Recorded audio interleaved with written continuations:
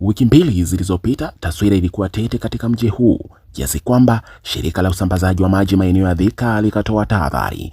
Our rivers are running low because of the ongoing dry spell that we are experiencing throughout the country and in our catchment area. And this dry spell has also caused an increase in water demand within our supply area. Well, currently we are producing about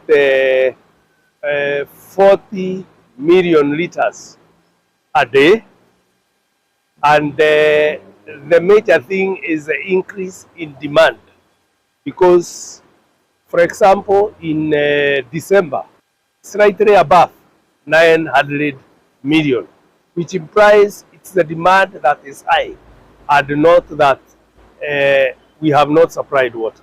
Kufikia sasa, hali ya ahueni imeshuhudiwa kutokana na mvua za masika kuleta matumaini. Sehemu hii iliyochiriza michirizi ya maji, sasa sehemu hii ina ujazo uliokithiri katika mto huu wa Chania unaopatikana eneo la Thika.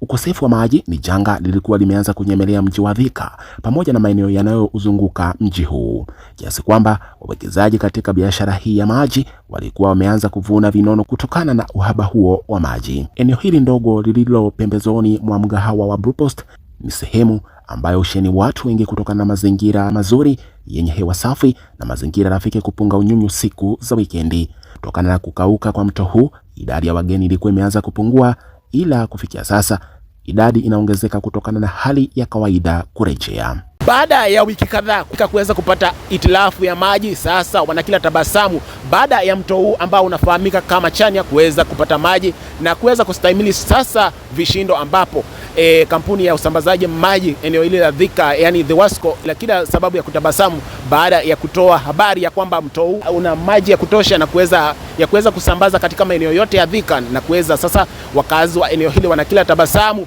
baada ya maji haya kusambazwa katika maeneo yote yanayozunguka mji wa Thika.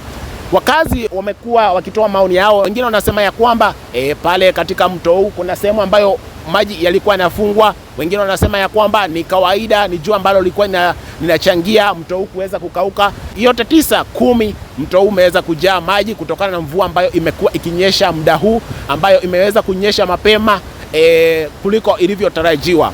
Kawaida ya mvua ya masika, yani mvua ya mwezi wa 4 huwa inatarajiwa katika mwezi wa 4, lakini kufikia sasa tukiwa karibu kumaliza mwezi wa 2 kuelekea mwezi wa 3, mvua hii imeweza kunyesha mapema na kuonyesha dalili nzuri kutokana na ukame ambao ulikuwa umeanza kuonekana na kuleta itilafu ya ukosefu wa maji. Wakazi hapa walikuwa wameanza kuogopa na kuanza kuuliza maswali, ambapo walikuwa wanajiuliza, je, kama maji haya yataweza kukosekana ama mto huu utaweza kukauka, maji katika mji wa Thika yatatoka sehemu gani?